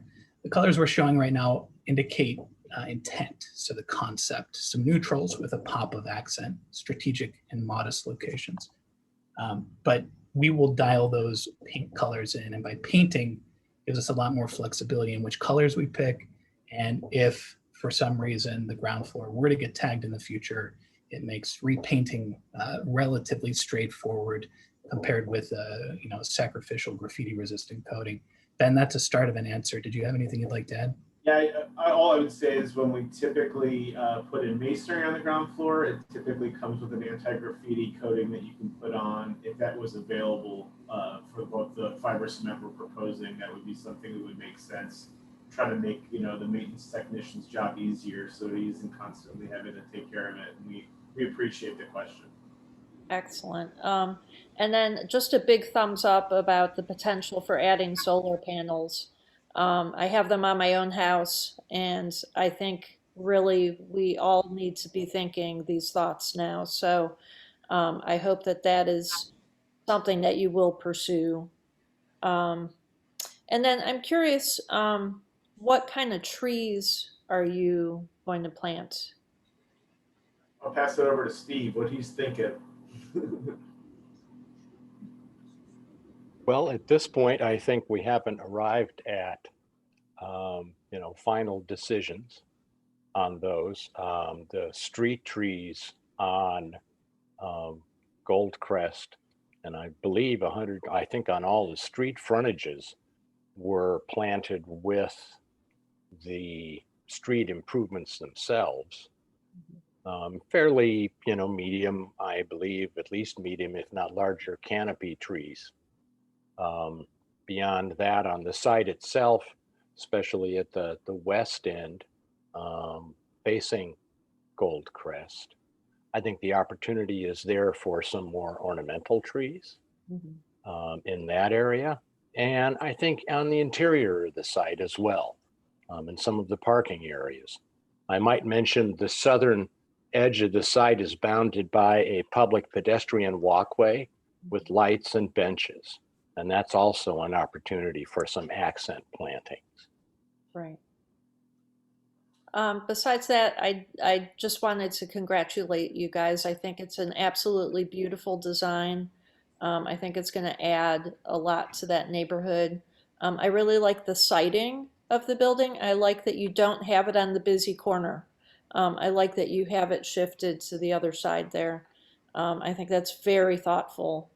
And I think it's going to be a really beautiful addition. And I love adding more affordable housing to our community. So I'm so grateful to Bridge for coming in and doing that. Olivia, I think you had a question or comments. I have one question. So I go to Mountainside, go Mavs. But anyways, we've been guessing what's going to go in there for a couple of years. At one point, everyone thought it was going to be a Trader Joe's, all sorts of different things. But I guess my question is, why was the placement chosen for right across the street from Mountainside? For the site itself. Yeah, so we do have a partnership with the market rate developer that's building the market rate apartments to our south. And so visually they were the one that bought the entire site and were looking to either fully develop it themselves or find a partner to sell the land to. For us, we constantly are looking for opportunities to develop near amenities while, we're not quite in an area that has enough TriMet access, but we typically do look for bus lines. I think in the future, you guys know better than anyone that we may have more frequent service and maybe closer stops. I think we are looking long-term as an owner and manager, and that when that happens, then people have good access to transportation with great schools. And as you guys know, great parks, this could be a really great opportunity for residents to really thrive. So I would say it was in partnership with that market rate developer who had the land, and really us looking long-term at what the possibilities were there.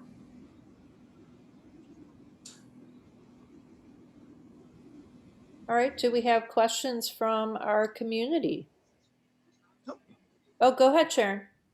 Oh, I was just going to say that I know that Bridge Housing has been around since '83 as a nonprofit. I have a couple of questions actually.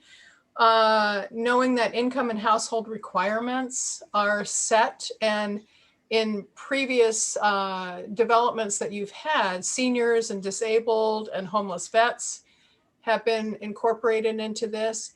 Number one question is, what who are you involving in that? And also, I know it's a first qualified, first offered, and with a wait list.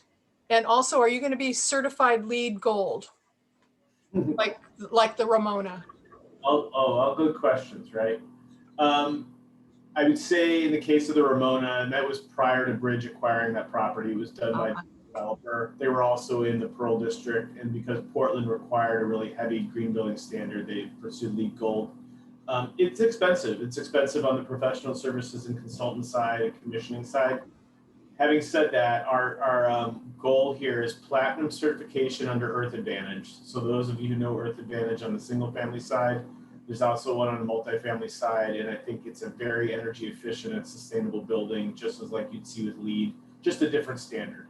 When we're talking solar PV, by the way, Bridge always goes solar photovoltaic ready. so that we can always put, we have all the conduits and lines up there for at any point in time to be able to put up panels. You were asking about the resident population. For this particular one of 75 apartments, we're targeting families with children. This is a project that received Metro Regional Affordable Housing Bond funds that were passed 2 years ago.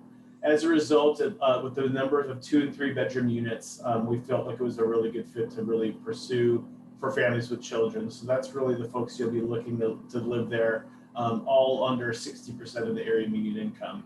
And I couldn't remember if you said first come, first serve. We follow fair housing rules, and so we do affirmative marketing. We make sure that we don't just go on a website and advertise that way, but we look at a variety of different ways to advertise to potential tenants, knowing that not everybody has the same access.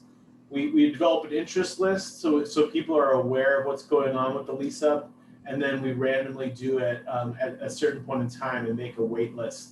And then folks that can access that wait list, set up an appointment, provide their income verification, and then go through the process of leasing up the building. I'm really happy to see this affordable housing. I also wondered about the Arroyo Point apartments in Santa Rosa that you have. The style almost looks like what's to the north of what you're proposing. Yeah. Your thumbprints aren't on that, or fingerprints aren't on that one, are they? Not on Arroyo, no. Okay.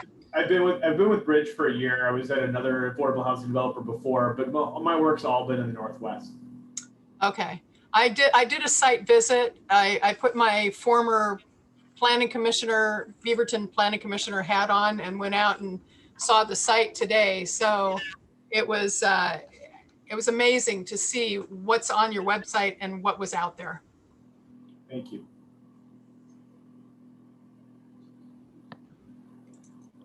All right, very thoughtful comments, Sharon. I appreciate that. All right. So if we don't have other questions, I want to thank Bridge and all of the other presenters. Oh, we do have a hand up.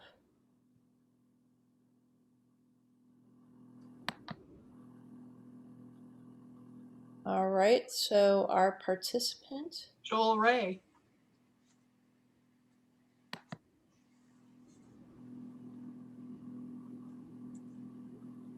Hello, Go can you ahead. hear me? We can hear you. Yeah, my name's Joel Day. I live on Goldcrest Lane across the street from the property.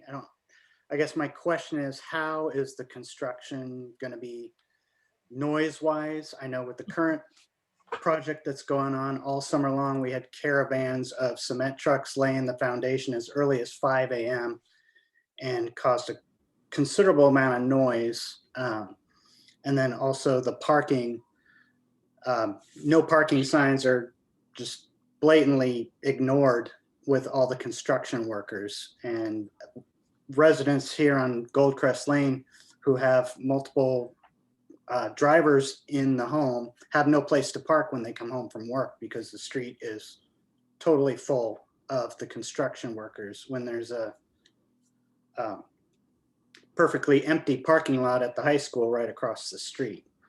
And so that's been a concern for myself and as well as some of my other neighbors. Well, appreciate the comment, and I definitely used to doing construction staging and knowing what noise can happen. All I can tell you is that we will make sure that our contractor stays only within the hours allowable by the city in terms of when they're allowed to construct. The construction staging will only occur on our site where we envision the contractor being able to park. Our parking pad that they're currently using will be the same one that we will then take over from them because they've been staging on our site up until this point. And we'll make sure that we're notifying neighbors if anything, unforeseen circumstances occur, and we'll just stay in touch and be really on top of our contractor to make sure that doesn't happen when we're under construction. Yeah, and that's what I was told by the current contractor. But the construction workers show up really early in the morning with loud diesel trucks, and they have their music bass on. It's very disruptive to the neighborhood, and they'll take their lunches in their car, and their garbage just gets thrown on the street. and that the foreman there says they'll talk to people, but it doesn't seem like anybody's listening. Again, I appreciate you letting me, the owner, know. I'll be proactive with our contractor to make sure that doesn't happen. I don't want to promise that you could just talk to the superintendent or the project manager, but know that this isn't the way we typically operate in our construction sites, and we don't envision that kind of thing happening.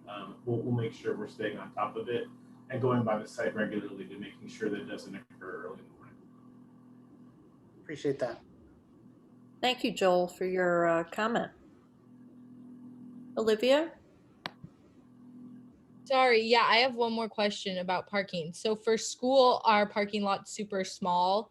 And so we all park on like the side of the street, right, where it's going to be built. So I'm concerned about the parking lot. Like, are you concerned that students are going to be parking in there? Because I can see that happening too. So how do you think that will be prevented? Because I could see that being a big problem, as in, because our parking lot's so small too. Yeah, So we're not pursuing a variance on this in terms of parking. We're fully parking our lot, but we're fully parking our lot for our residents. We're making sure that we have that many families that have lots of children and may have 1 or 2 cars. So I know that the parking on the street has been really used a lot by students, and it makes sense. It isn't really being utilized by our residents. So we're trying to make sure we're focusing on our parking lot being the space where really the residents have the space to park. And if we do need to regulate it with stickers and that kind of thing, we'll do that if need be. We hope it doesn't come to that. We want residents to also be able to have guests in the few times that they may. So I guess that would be my answer. I do have to say that the site in question had a dumpster or 2 and a ton of parking, construction parking. So whatever is there right now is going to be offset in the future.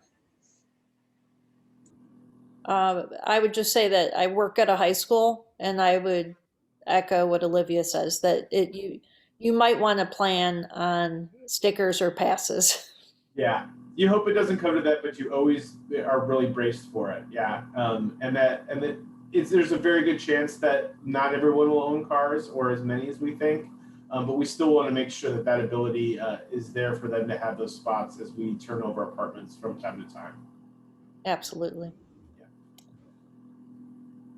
All right, we had a great question from Joel and excellent comment from Olivia. If that's it, I want to thank these guys for coming into our meeting. Yeah, thank you so much for spending some extra time with us. All right, we do have an item in the chat. There are currently no bus stops in the area. The closest bus stop is a couple miles away. Are there plans for TriMet to expand services? Yes, there are.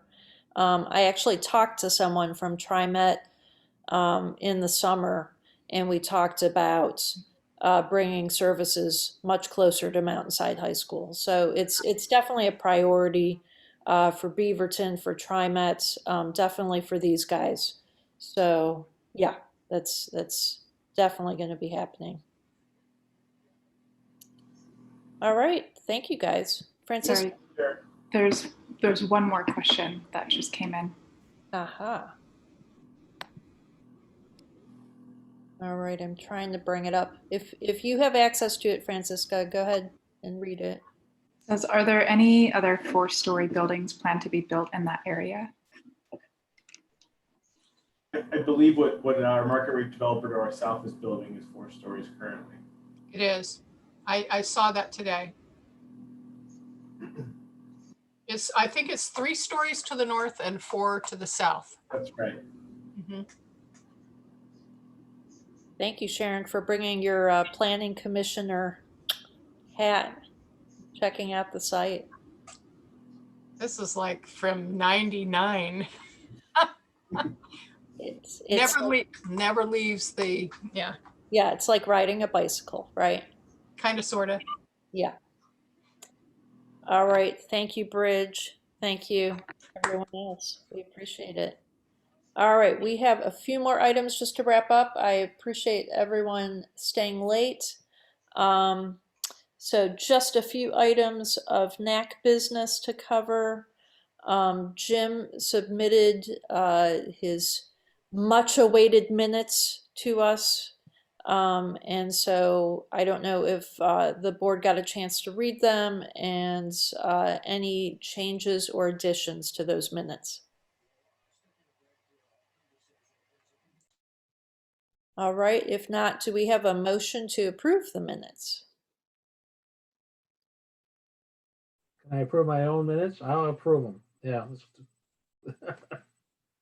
Olivia, I approve the minutes. well, you make a motion. You make a I motion. make a motion. Outstanding. Does anyone second that?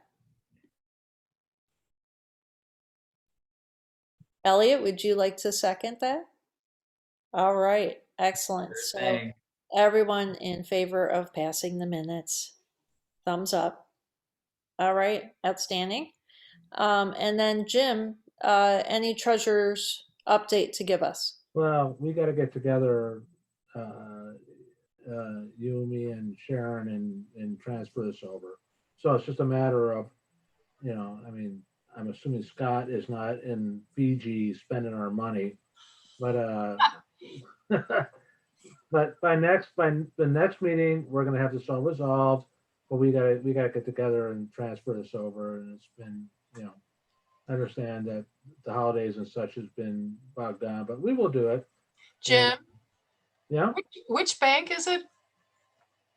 Where is it? That's a good question. I'm in the dark about where we have this money in Bank of the Fiji? the bank of the, no, or Cancun or Yeah. Cayman Islands. It's Cayman Islands. But we will get it back. We will get it back. It's all ours. Good. But Good. I'm not reaching out to Scott until I know that yourself and Jen and I are going to get together and just transfer it over. Otherwise, it's just me and Scott talking. But Right. Hey, Jim, can you send out a doodle poll and we can figure out when we can all get together? Yeah. okay, or I will just call or whatever it takes. But yeah, do the poll. But we will do it, and before next month, we'll have it all back in our hands. And yeah, but yeah, I was trying, and I explained in a text I sent to both you and Jen, was that I didn't understand how we were kind of transferring it. There was a situational change on who was in charge of the money and where we're going to do it, and now that's all been straightened out. Easy transfer. It's, so next month, Okay. We just need to know where to go. That's all. Yeah, we need to know what bank to Where and when. Well, Yes. are we going to change anything, or why would we change it? Where's now? All we have to do, Yeah. Jim, is change signatures. Right. So it's not we're not changing anything other than who's in charge of it. So Easy Right. peasy. But Well, you're transferring the money to Fiji first, and then you guys can. we are not Olivia. Cayman Islands, but we can get it back. Okay. But So- by next month, this is all going to be straightened out. We're gonna. Okay, Jim, you're in charge of making that meeting happen. We all need to show up at the bank together. That's what needs to happen. I just wanted to make sure that the issue I had, as I said to Jen, was how is this? Whose name is it in? Are we opening them an account that's in my name, or is it in a NAC name, or is it in the same? I just want to make sure that it was not. We discussed this, that it was something that were just an easy transference of who's in charge of it, not opening up a different account. That's correct. Okay, and now we straighten that out, and we will take care of it. Guaranteed. Excellent. Good. Right? Yay. Yay. All right. Oh, Polly's hydrating. That's good. Getting my vitality back to go to bed. Yay. I'm a little off my sleep schedule now because I went on too long with you guys, but All right. So we're going to wrap up, but we do have an open comment period. So if any of our panelists or any of our participants have anything that they would like to share. I want to know if Alison Balbag is still with us. And I'm thrilled that she is with us. There she is. Alison. Alison, hey, there you are. Allison, hey, Allison. Hi, Allison. You see me also, or just hear me? We can hear you. Yes. Come on, Hi, video. everyone. My name is Alison Balbag. It's really nice to see some familiar faces and meet some new Beaverton community members. And I'm in Neighbor Southwest, and I was really interested in getting involved with our NAC. Oh, yay. Checked out the website, and I saw that Neighbor Southwest was actually looking for community members to join its board. So I reached out to Elliot and Miles, and we're going to talk further about what that might look like. And it's really nice to hear what's going on between Sexton Mountain and Neighbor Southwest. Elliot, hook her now. Hey, yeah, we're actually gonna stay on after everybody gets off the call, so we can just get to know each other a little bit. So I'm thrilled. Allison is a very vital member of the Beaverton Arts Commission. okay. And yes, and I think this is wonderful that she's even expressing an interest in this. Great. And I will, Excited. Please. yes, I will also vouch for her. I would love to have Allison on our board. She and I went through Leadership Beaverton together. Oh So. wow. Yeah, and I'm on the board with Allison as well at the BAC. And you talk about inspiration. She's got stories to tell. And Great. I'm so glad to have her on. Allison, Wow, you have some thanks references. everybody. Oh, Allison, you're in trouble now. Wow. Yeah. Thank you No so much pressure. for the kind No pressure. words. Thank you. And I'd also like to do a reach out to Dan Rouse and Joel Day. Are you interested in joining or are lurking? I'm a professional lurker on other things, so I understand that. So, but if either Dan or Joel are interested in joining us in a more whatever way. Can you hear me? Yes, We Dan. can hear you, Dan. And go ahead and bring up your question, because Sharon actually has a background with your question. So, Oh, good. yeah. So I've lived here for 18 years. There's no sidewalks on 155th. My kids have come and gone, going to school, and they will no longer walk that way. But it's a dangerous area with no barrier between the cars and the street. I've taken to walking a lot more lately, and there's only one other place I can think of that doesn't have sidewalks. But this whole area, from Weir up to what is that? Nora. Yep. Does not have sidewalks. It doesn't have a curb to stop cars. There's places, it's muddy, it's nasty. So what does it take for us to make this become a priority for Beaverton to get this fixed? Tons and tons of money. I actually had a conversation with our two previous now mayors ago, Mayor Rob Drake, and the whole 155th was a failed LID project, and that is a huge heavy lift to do anything about.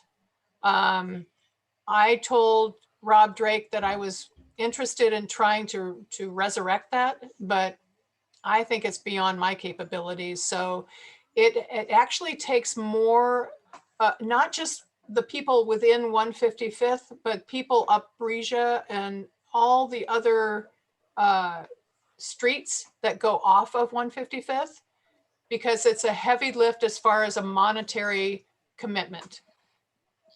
So can you speak more to that, Sharon? Because we've talked about this several times, that it's not something where we can just get the city to pay for it. It's something where we as neighbors, so the folks, I don't know how many 100 feet on each side of 155th would actually each have to make a financial contribution I'm trying to remember what Rob said, how many houses in from 155th? It was 3, 5, I can't remember now, but it's substantial. And to get that many, those numbers of people to weigh in and sign off would be miraculous. Which doesn't mean, I mean, Dan, if you are a miracle worker, please, you certainly, I mean, again, like you may have heard through the meeting, like Sharon she was on the planning commission. So, you know, she has a certain amount of expertise there. And then, you know, I've also, I mean, Sharon's lived here, all of us have lived here for a long time, but, you know, before living, I now live off of Alabaster. Before that, I lived in the Avalon Park gated community. So I really, and I am an avid walker. So you may have seen me, you know, walk on 155th, as I have a lot. And, you know, in the questions that I've asked folks, so 155th was originally designated as a rural road, which is why it was allowed to stay narrow and to not have sidewalks on either side. And the developer for Avalon Park and then the townhomes that are just south of Avalon Park, and then actually one set further that's closer to Weir. It was all the same developer. And Doug.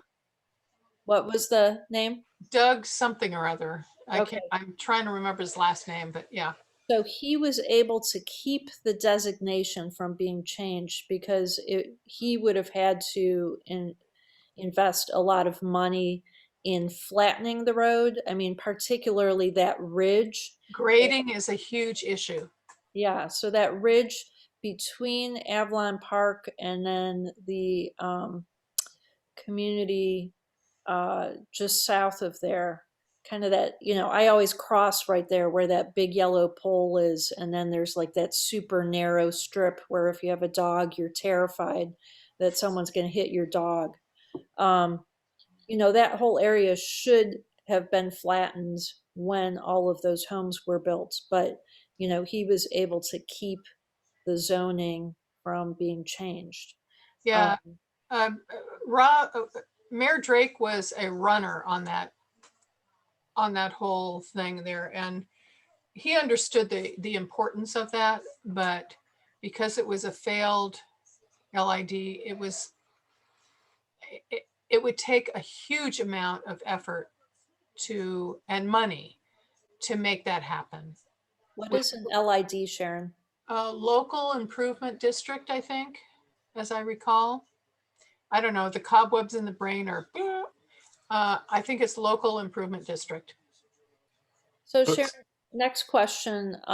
So if Dan wanted to talk to someone at the city to figure out what possible next steps could be, do you have a recommendation of where you would point him? Franziska, you can. Franziska, would it be Jabra?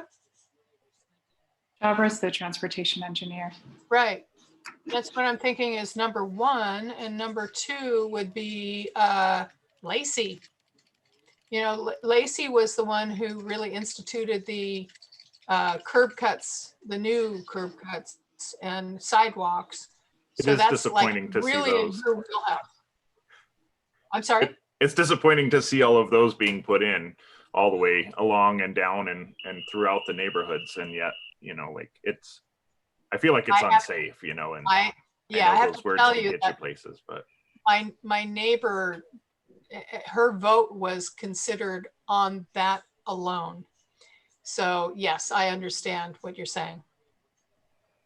So, however, having said that, I would reach out to Lacey. I would reach out to traffic, and Franziska. Who else do you think?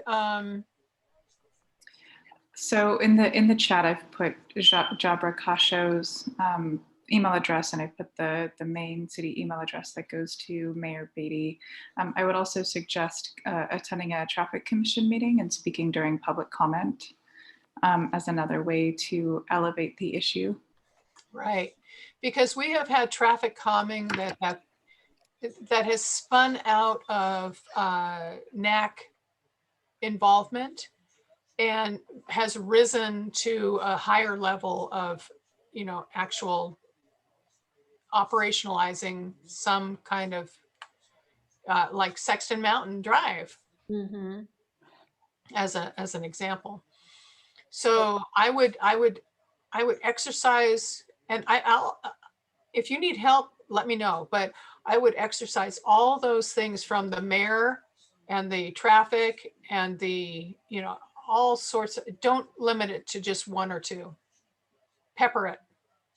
Hey, Sharon, will you put your email in the chat so that if Dan wants to reach out to you, he can do that easily? Absolutely, yes. We add to if there's anything we can do to help as a NAC. We are. Yeah, yeah, and so we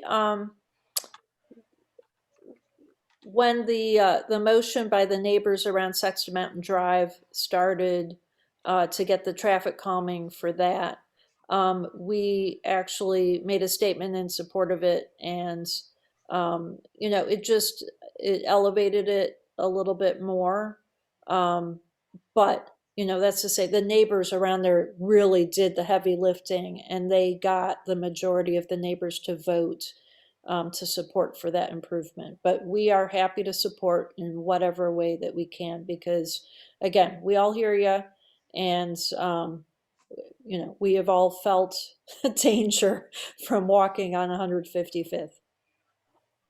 Yeah. And Sexton Mountain driving. Yes. But Yeah. Thank you, Dan. All right, thank you. Keep at it, Dan. Don't let it go. All And right. Joel Day, please speak up. You have a screen with your name. Yeah, I'm still here. I'm Okay. still here. Yeah, I have been thinking about joining the Neighbors Southwest NAC. I moved here in November, but I did a stint on the South Beaverton NAC for a while, and I was chairman of my HOA for 17 years. Oh, fantastic. So I promised my wife I would take a sabbatical year before getting involved in anything else. Stop thinking about it. Just do it. Yeah. Yeah, come on. We Hey, want his relationship coming with up. his wife to be good. Just like Nike says, just do it. Oh, come on. We want him to have peace with his wife, but we love having you visit our meetings. And if after you've reached that year, you decide that maybe we would be a good commitment, we would love to have you. All right. Yeah, probably be April, beginning of April. All Great. right. Joel, I'm gonna Yeah. put my phone number in the comment section. Love to connect with you, man. I technically chair the Neighbors Southwest. We've combined with Sexton Mountain just for this season, but We've actually met before. to talk about the future We've opportunities. actually met before. We have. Yeah. If I saw your face, I'd probably recognize you then. Yeah, I know your dad Mark and your mom Rana. Oh, great! Awesome. No way. Yeah. Fantastic. I'm Watch out, Elliot. They're on to you. I'm looking up Joel on Facebook right now. Is he there? We're probably Facebook friends. Oh yeah. Cool. I recognize him. Yeah, absolutely. And I want to shout out to Alison. Are you still there? Hi, Sharon. I'm still here. Awesome. Thanks for hanging out, Allison. Allison is Thanks for having me. fabulous. Allison is fabulous. I have to tell you that, she's a kindred spirit in music and healing. That's awesome. Thanks, Yeah. Sharon. Yeah, we need And to hear- Allison, we need to hear Allison's story. She gave us the background at the Arts Commission, and it is so inspirational. Allison, come on. Oh, you know what? I am about to turn into a pumpkin. I am so tired. I've been up so long Well, today. I didn't say tonight, Sign but off too. next month. Thank you for having me. Next month. Yes. Another time, yes. Thank you, Polly. Thank you. All right. I am heading off to bed. All right, you if guys. possible, Alison and I had already spoken about staying on this Zoom just to connect for a couple minutes, talk about Neighbor Southwest stuff. Is that cool? Yeah. Franziska? What I'll do is I'll make you the host and then you can stay on the meeting, but There you I'll go. stop the recording before that. So is somebody going to move to adjourn the meeting? I move to adjourn the meeting. I second. All right. And I'm staying on for Alison. I'm staying Later on. bedtime.